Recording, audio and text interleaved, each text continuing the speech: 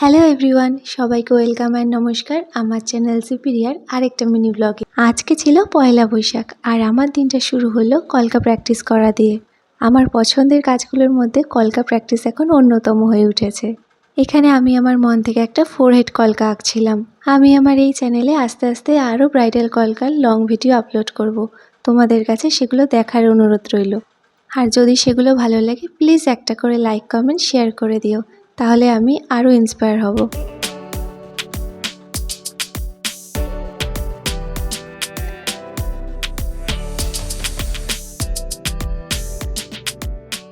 এই হলো আমার ফোরহেড কলকার ডিজাইনটা। কেমন হয়েছে অবশ্যই জানিও কিন্তু। ওদিকে মায়ের পুজো দেওয়া শেষের পথে আমি ঠাকুর ঘরে গিয়েছিলাম শঙ্খটা বাজাতে।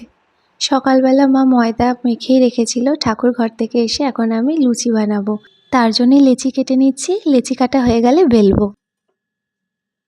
আমি এখানে লুচিগুলো এক এক করে বেলছি, এবার মা আস্তে আস্তে এক এক করে ভাজা আরম্ভ করবে। এরকম ফুলকো ফুলকো লুচি খেতে কার না ভালো লাগে, আর আমার ভালো লাগার খাবারগুলোর মধ্যে একটা হলো এই লুচি।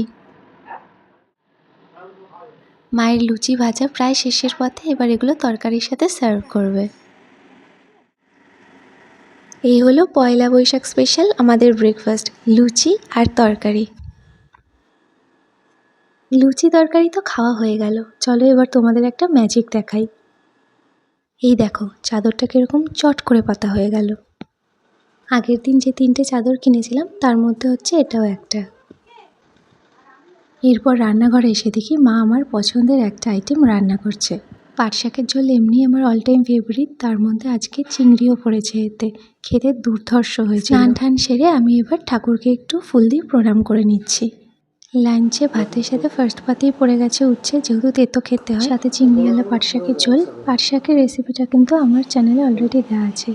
আর সাথে ছিল কাতলা মাছ আলু দিয়ে ঝোল, তার সাথে রসগোল্লা আর মিষ্টি দই। নববর্ষ বলে মিষ্টি মুখ করা তো মাস্ট।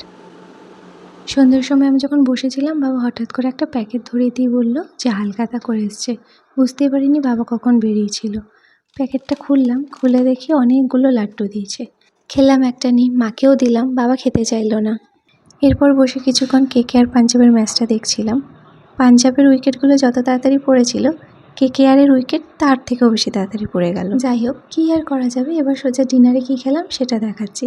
ছিল ট্যাংরা মাছের পাতলা ঝোল আর ভাত, আর এরপর এক গ্লাস দুধ। পুরনো বছরটার বিদায়ের সাথে সাথে সব খারাপ অত্যাচারের বিদায় হোক, নতুন বছর সবার ভালো কাটুক।